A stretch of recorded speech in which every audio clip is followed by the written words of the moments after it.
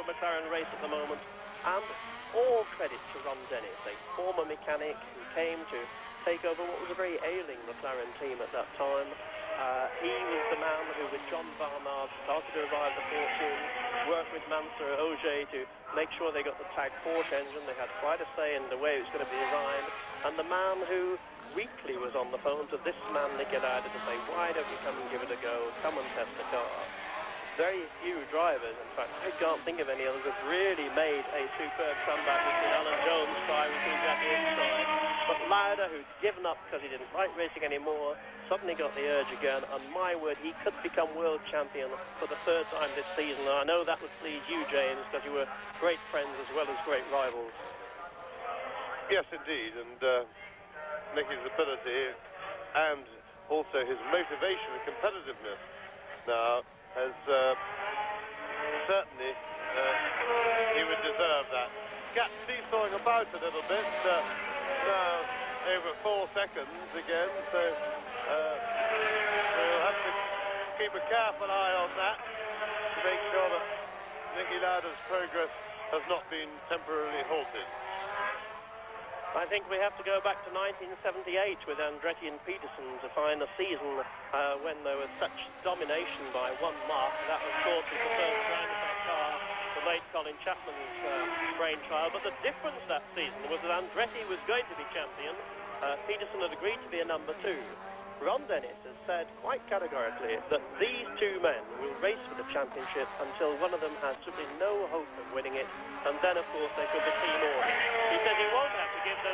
These 2 drivers are too intelligent to need them, but certainly they're thrilling this German crowd here now. First Prost, second Lauda, third Warwick, fourth Fabi, fifth Tambay, sixth Mansell, and seventh Arnoux. And I think, although we've lost Nelson Piquet, we ought to have a word again about Teo Fabi. James, as you know, as you know, he's been trying to commute to both sides of the Atlantic. It was perhaps a surprise choice. People thought that Bernie Ecclestone only signed him because his sponsor said they had to have an Italian. But it must be an Italian he's been pleased with by the way he started to improve halfway through the season. Yes, absolutely right.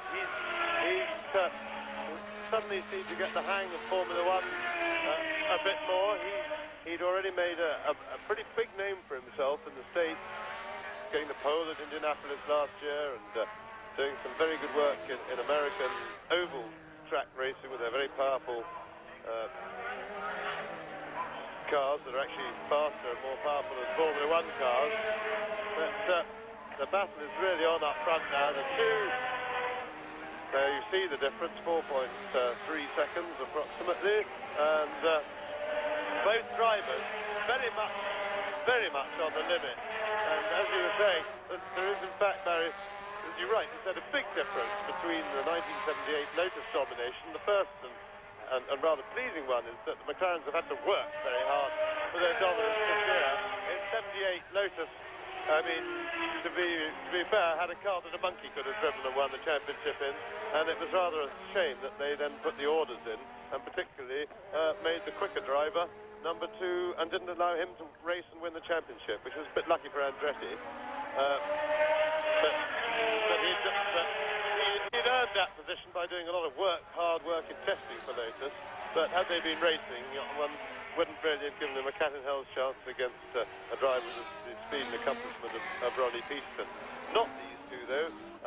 Prost and Lauda, they are out there battling head-to-head, and a proper thing it is too.